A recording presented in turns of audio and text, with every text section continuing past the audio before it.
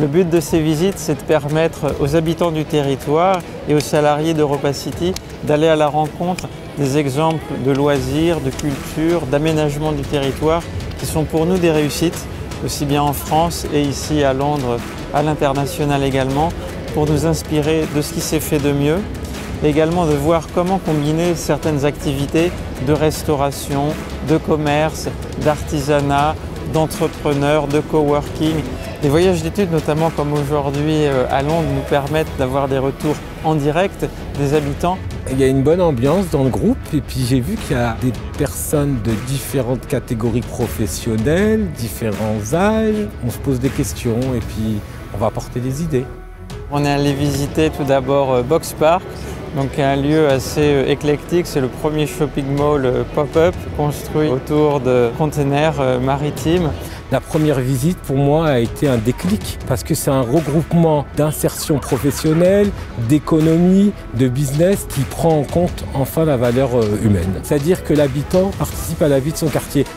Ensuite, on a visité Peckham Level, donc un projet qui mixe des espaces publics ouverts à tous et puis des espaces en location pour des startups, pour des personnes qui viennent faire du coworking.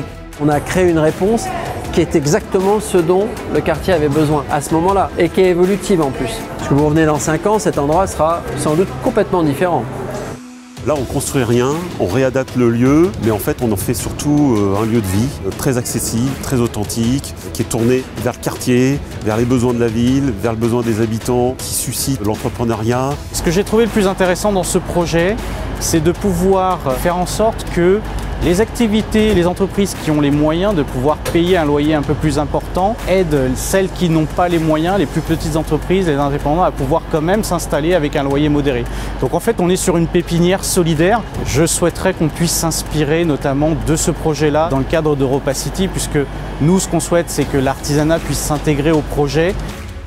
Actuellement, nous sommes sur le quartier de Greenwich. Derrière nous, il y a le centre O2, qui est une salle de concert, une salle également Omnisport qui est devenue une vraie réussite. Et puis ce quartier, ces dizaines d'hectares qui sont en plein développement avec le Design District qui va faire venir près de 2000 créatifs et artistes. Donc un exemple très intéressant pour nous.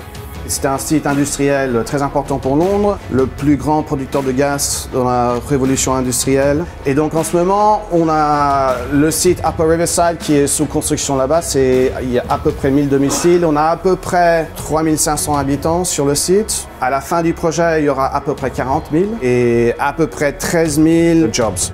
La plupart de c'est privé, 25% c'est social. On est en train de faire un nouveau master plan, ce nombre va monter. Puis en ce moment, on a un marché qui est en train de construire en dehors, ça c'est pour ce week-end. Donc il y a beaucoup de ce qu'on fait autour de la culture, de l'art. Il s'agit vraiment de créer un écosystème, une mini-ville dans la ville, avec énormément d'authenticité, beaucoup de liens, beaucoup de relations humaines, mais aussi avoir un flux touristique. Donc c'est des lieux qui sont très ouverts.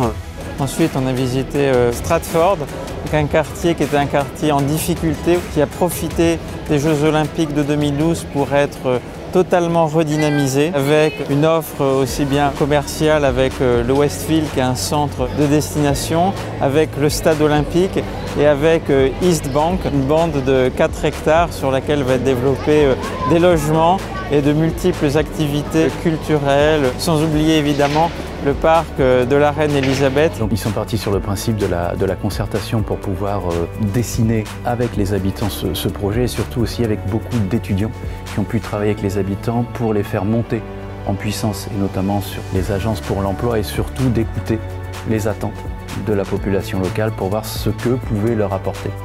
Ensuite, on a visité le quartier de King's Cross, un quartier qui a été totalement redynamisé, notamment grâce à l'arrivée de l'Eurostar à la gare de Saint-Pancras. Beaucoup d'entreprises internationales veulent y implanter leurs sièges sociaux, notamment Google, Louis Vuitton, Universal Music, donc un quartier vraiment en pleine effervescence. Je remercie en tout cas Europa City pour l'organisation de ce séjour très enrichissant. On veut être sûr qu'en 2027, on offre à la population, au territoire, ce qui se fait de mieux pour être à la pointe des attentes et des besoins de nos consommateurs et de nos visiteurs de demain.